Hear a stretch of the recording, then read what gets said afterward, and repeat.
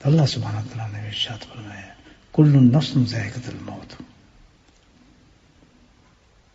موت آنے والی ہے ہر انسان کو، کب آئے گی، بوڑھا ہو، جوان ہو، بیمار ہو، اچھا ہو، صحت مند ہو، اس کا کسی کو علم نہیں ہے، بس اللہ نے کہہ دیا کل نفس ذائقۃ الموت، موت جو ہے وہ آنے والی ہے۔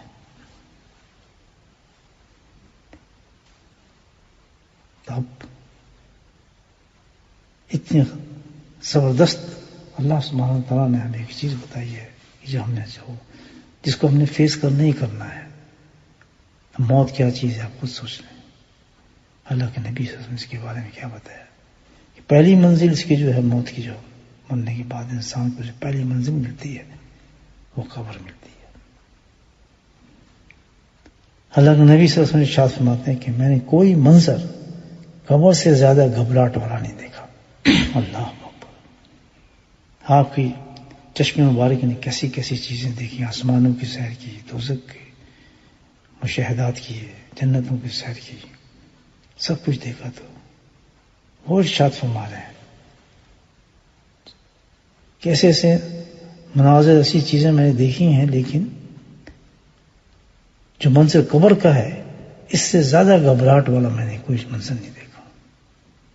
عائشہ صدیقہ ارشاد فرماتی ہیں کہ نبی پاک صلی اللہ علیہ وسلم ہر نماز کے بعد عذاب قبر سے پناہ مانگتے تھے، اتنی خطرناک چیز ہے قبر۔ اور اللہ نے کہتے کل نفس ذائقۃ الموت، ہر آدمی نے جانا ہے، بے فکر کوئی ہو ہی نہیں سکتا۔ ارشاد فرماتے ہیں کہ اگر مجھے یہ اندیشہ نہ ہو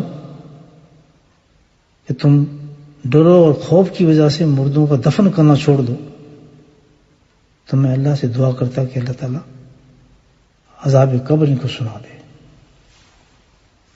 اللہ کہتے ہر آدمی کے لیے قبر کا عذاب جو ہے اس کی آواز سننے، لیکن مجھے پتا ہے کہ سنیں گے تو پھر آپ اس قدر ڈر جائیں گے کہ مردوں کو دفن کرنا چھوڑ دیا۔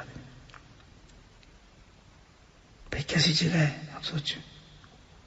شاید فرماتے ہیں کہ جب انسان کو قبر میں ڈالتے ہیں تو پہلی معاملہ اس کے ساتھ ہوتا ہے کہ اس قدر زور سے بھینچتی ہیں کہ پسلیاں ایک جگہ سے دوسری جگہ نکل جاتی ہیں انسان کی۔ تو سب سے بڑی چیز تو یہ ہے بھائی